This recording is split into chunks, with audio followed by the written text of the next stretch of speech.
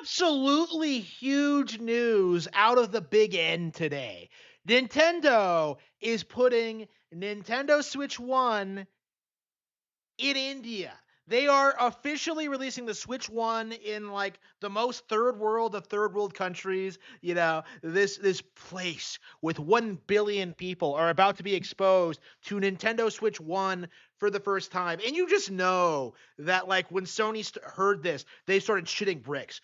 Jim Ryan or whoever were probably like going out and they were like, "Oh no, we got to find 5 million more PS2 sales," because Sony really thought they really seriously thought that the Switch 1 would not outsell the PS2. They thought that they'd be able to fake the PS2 numbers forever, that they'd be able to just bump it up to 160, the official number up to 160, and they hoped that nobody would notice. They hoped that nobody would call them out on it. And they failed, because this is the first console generation, I think, in which the objective fact that the PS2 sales numbers are fake is actually understood in the mainstream. Because I think beforehand people were saying, "Oh yeah, it's just Nintendo fans saying this. It's just people who are jealous of Sony's success."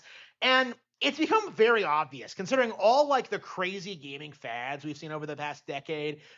How Fortnite blew up, how Minecraft blew up, how Pokemon stayed relevant. The Wii, like the Switch. Like, you see a very suspicious lack of Sony involved in this. Like, at the absolute most, like, Sony just gets some port to some game that was popular on like other platforms. Like, Sony has been like irrelevant since the PS2. Okay. Sony's entire claim to fame was this idea that the PS2 was the best-selling video game console of all time. And the simple fact of the matter is that was never true. They were like selling refurbished units and like counting them to the total. They were repairing units and like counting them towards the total. They were like throwing in like a couple of million units a year up until like 2012. And then like mysteriously they found an extra 5 million when the Switch was like, closing in on the PS2 sales numbers. And now we have hard confirmation that Nintendo is releasing the Switch 1 in India. Clearly, to get those last few million units to soar right past Sony's like completely fake 160 million unit number and just cement it as the most successful video game hardware of all time. And there's not really much they can do to stop it. Like, if they keep trying to raise the PS2 numbers, it's gonna look even more ridiculous. If they keep like finding like more PS2 sales, like eventually people are gonna ask questions. Like, I've been asking questions for like decades. Like, who the fuck is buying these PS2s? Like, can we get like a market? Like, is it a specific like country? Like, is there a reason for it? Like, why is the PS2 selling so much? And the reason for it is that the numbers are completely fake. And what people will try to tell you is that, like, well, they can't fake the numbers. That's illegal. Like, as if these massive corporations follow the law. Okay, they control the governments. Like, and they've been controlling the government for a long time. Okay, like Sony is so powerful that it can do whatever the fuck it wants. Okay, and they'll do anything they possibly can other than like make good games. Like, that's the big problem that Sony's having right now, is that they have all the power in the world, all the money on the resources, and it's just leading them to making boneheaded decision after boneheaded decision. Acquiring Bungie, putting out Concord, right? This has cost them like billions of dollars. Like, they have unlimited money, but like it doesn't mean shit if you can't like stomp out the competition and like establish yourself as a monopoly. Like, they have been trying for 30 years to get Nintendo to put their games on their hardware, and it just has not happened. Like, the real reason the Nintendo PlayStation deal fell through was because Sony like tried to slip it into the contract that they would own all of like Nintendo's franchises. And so like Nintendo backed out of it, as they should. But like, the mainstream, like commonly accepted view of what happened is that like, Nintendo was just like, they were too greedy and they didn't want to work with Sony. And so they created their worst enemy. Didn't happen. It just didn't happen. Sony lost, okay? They lost the N64 generation, they lost the GameCube, they lost the Wii, they lost the Wii U, and now they're losing to the Switch 1 and the Switch 2. You know, like another generation of this, and it's very possible we might have a couple of Nintendo consoles that have sold more than the PlayStation 2. Software wise, it's already sort of way past it.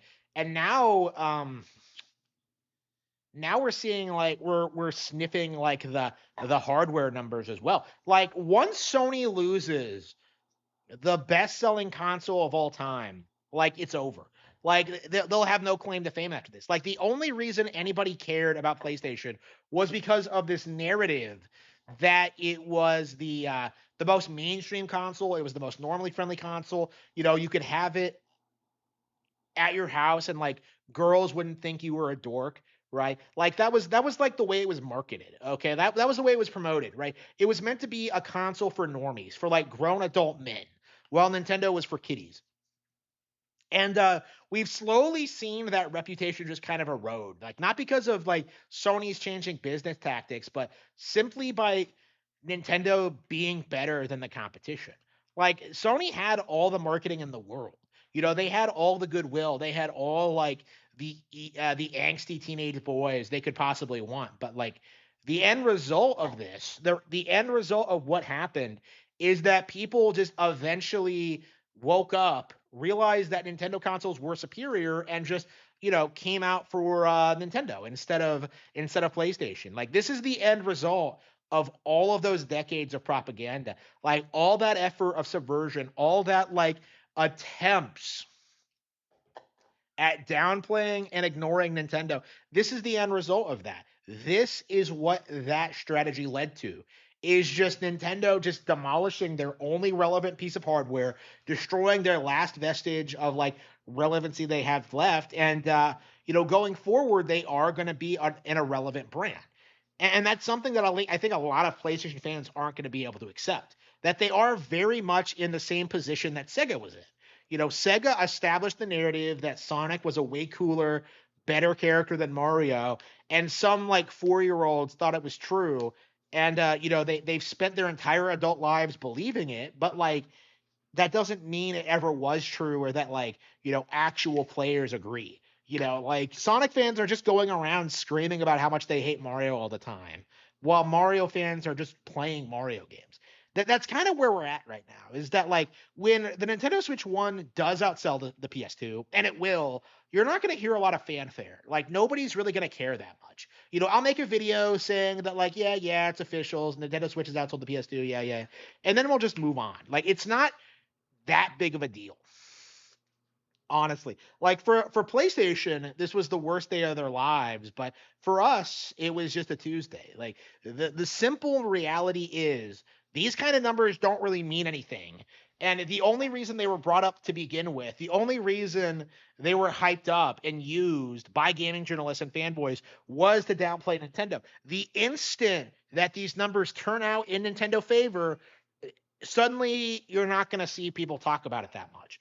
You already don't see people acknowledge the success of the Wii, the DS, and the Switch One, and this is a really good example as to why. Is that they will do everything in their power to downplay and ignore Nintendo consoles.